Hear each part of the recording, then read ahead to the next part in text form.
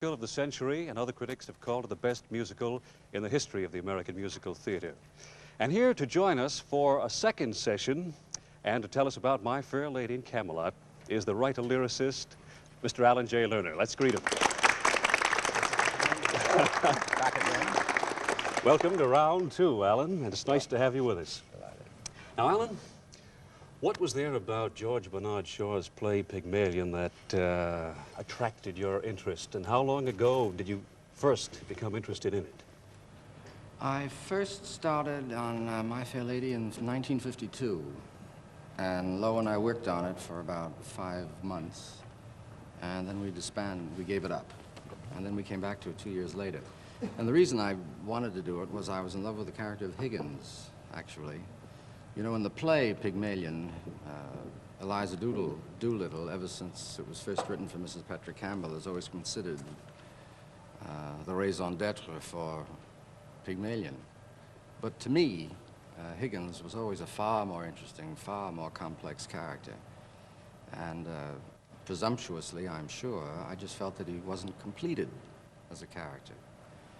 And he was the real reason that I then wanted to write it, and Lo and I worked on it. Mm-hmm. Can you all hear him in the back row now? Maybe you have to speak up just a little bit more, Alan. Good. Judy? What is the actual process of adapting a play? Well, I think it varies from one play to the other. Of course, the problem in Pygmalion was to try and touch as little of the play as possible in spirit, and certainly not try and introduce any new characters or basically new situations.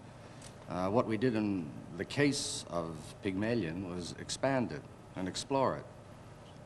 We tried to dramatize on stage some of the incidents that were recounted during the play as happening off stage. In many other plays that are adapted for the theater, the locale is changed, new characters are added, and very often just the slender framework of the original plot is retained. But that was not the case in My Fair Lady. Were there any major alterations that took place? Not major alterations from the point of view of the plot of the play, but major alterations in terms of the telling of the play. Mm-hmm. Locales were changed, but in incidental moments, not in the sum total of the play. I mean, it was still laid in its exact locale. It wasn't moved to Oxford, let's say, so there would be young people running around, mm-hmm. You know, that sort of thing. Do you go about, when you have the list of characters there, do you analyze each character and break them down as to personality traits and character traits and so forth, Alan? Well, in the writing of songs, we do.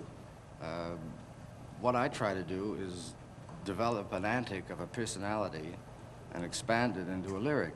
I mean, for example, in the case of Higgins, the two most important facets of his life, of his character, were one, his passionate devotion to the English language, and second, his misogynism, that he hated women, didn't want one around him. So, on that basis, we wrote one song about his passion for English, and another song about why he didn't like women. Mm-hmm.